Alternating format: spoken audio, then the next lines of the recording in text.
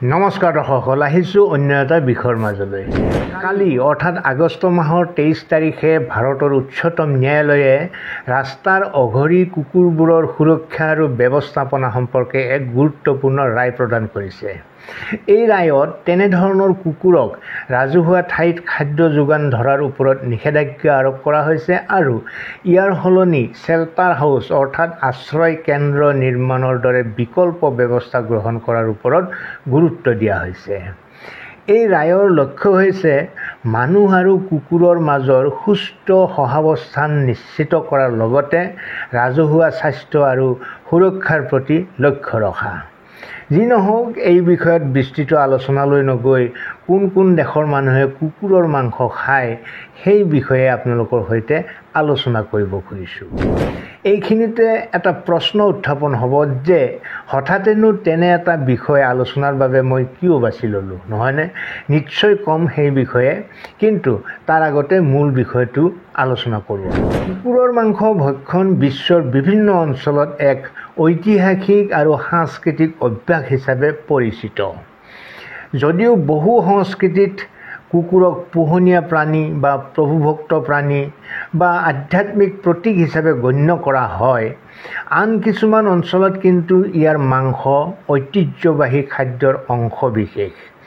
এই প্ৰথা প্ৰায়ে স্থানীয় বিশ্বাস, অৰ্থনৈতিক অৱস্থা আৰু ঐতিহাসিক পৰম্পৰাৰ সৈতে জড়িত। তেনে এখন দেশ হৈছে চীন দেশ।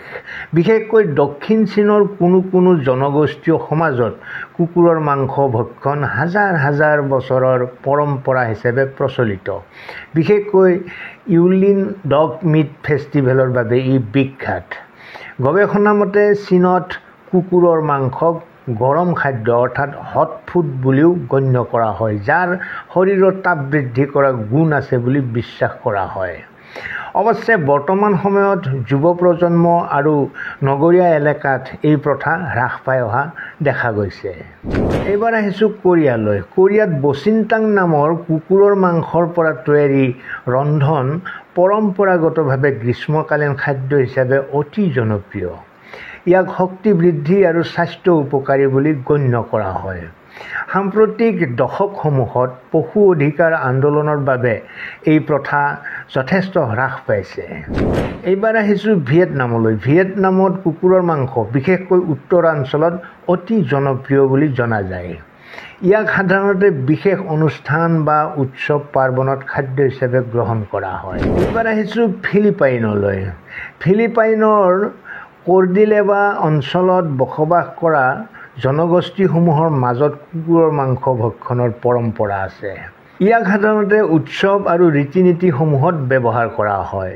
এইবাৰ আহিছোঁ আফ্ৰিকা মহাদেশৰ দেশবোৰলৈ। কুকুৰৰ মাংস ভক্ষণ আফ্ৰিকা মহাদেশৰ কিছু দেশত যেনে কেমেৰুন, কংগো আৰু ঘানাৰ পৰম্পৰাগত খাদ্য হিচাপে পৰিচিত। ই সাধাৰণতে স্থানীয় ৰীতি নীতি আৰু বিশ্বাসৰ সৈতে জড়িত। এইবাৰ আহিছোঁ পশ্চিমীয়া বিশ্বলৈ। পশ্চিমীয়া দেশসমূহত কুকুৰৰ মাংস সাধাৰণতে ভক্ষণ কৰা নহয়, কিন্তু কিছু ঐতিহাসিক গোষ্ঠী যেনে ৰোমান সাম্ৰাজ্যত ইয়াক খাদ্য হিচাপে গ্ৰহণ কৰা হৈছিল বুলি জনা যায়। বৰ্তমান সময়ত এই প্ৰথা পশ্চিমীয়া দেশসমূহত নিষিদ্ধ আৰু সামাজিকভাৱে বৰ্জিত। পলিনেছিয়ান দ্বীপসমূহত কুকুৰৰ মাংস ঐতিহাসিকভাৱে উৎসৱ আৰু ৰীতি নীতিসমূহত ব্যৱহাৰ কৰা হৈছিলে। হাৱাইত পয়ডক আদি নামৰ ৰন্ধন পৰম্পৰাগতভাৱে অতি জনপ্ৰিয় আছিল। আনহাতে বিশ্বৰ বিভিন্ন আদিবাসী জনগোষ্ঠী যেনে আমেৰিকাৰ স্থানীয় গোষ্ঠীসমূহে ঐতিহাসিকভাৱে কুকুৰৰ মাংস ভক্ষণ কৰিছিল।